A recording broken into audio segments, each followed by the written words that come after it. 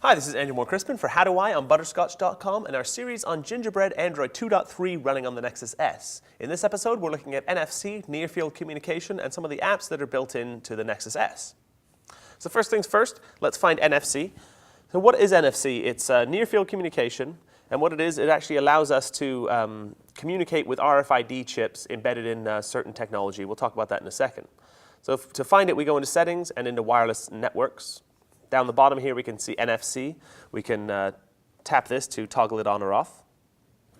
Now that NFC is on, anytime we're in range of an NFC device, it'll actually communicate with our phone. So as it stands right now, Google Places, they have window decals that have only been released in Portland, Oregon, that allow anyone with this phone to actually tap the Google Places logo in the window of a business and get detail on that business via Google Places.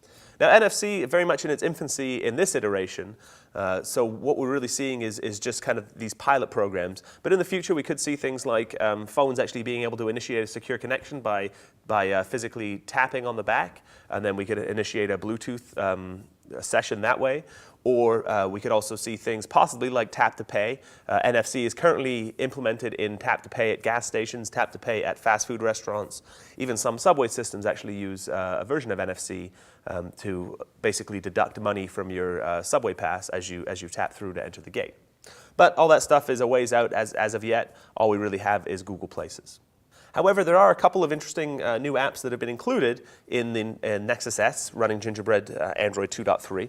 So the first things first, we're going to go look at the Downloads application, which is one of my favorites. Now traditionally, when we actually downloaded something from either our email or from a web browser session, we would have to have a file manager installed. We'd have to kind of dig through our SD card or through our phone memory to find where the item was downloaded. Not so anymore. It's all stored in this Downloads application, which we can access by tapping here. So you can see something we downloaded yesterday. If we'd been downloading a lot of stuff, you can see here something else we downloaded in the last 7 days. So from this window, you can just tap on something to launch. If there's multiple applications that could actually launch the file, you'll be presented with the option. So here we have the Butterscotch Bee, which is my wallpaper. So let's take a look at how we actually initiate a download. We'll tap on our browser here to bring up a browser window. We have a Butterscotch page already loaded up. It's going to try and load the video in the player window here. But we actually want to download this episode to watch later. So we'll find the download link, tap and hold. And now we bring up a contextual menu. What we want to do in this case is save the link. So we'll tap on Save Link. Now we'll see the download initiate in the top bar here. We can drag down to check on the progress. Or if we go into the Downloads application again, we can actually either cancel the download or just generally check on its progress. So here we can see this is the download that's happening now in progress, and that's the total file size. So if we want to cancel the download, we tap on the check button here and say cancel. And now that download's canceled. One other interesting thing is offline maps. So if we go into the Maps application, we'll have to turn on our GPS first. And the power saving widget here. So we'll go into Maps.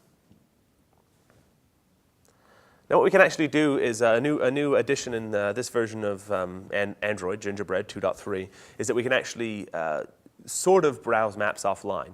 Now we can't actually, without having looked at the route before, we can't go in and look at a route that way. But what we can do is any route that we've actually surveyed. So if I say that I want to go from down here to over here, and I actually follow the route step by step, then all that information will be cached in Google Maps. So now I can actually check that route if I'm offline, for example. So Google Maps works very much the same as it has in previous iterations. We can choose to get directions, we can find starred places, or we can search for a location here. So that's a look at near-field communication and some of the stock Android apps included in Gingerbread Android 2.3. For How Do I on Butterscotch.com, I'm Andrew Moore-Crispin. Be sure to hit Butterscotch.com for more episodes in this series.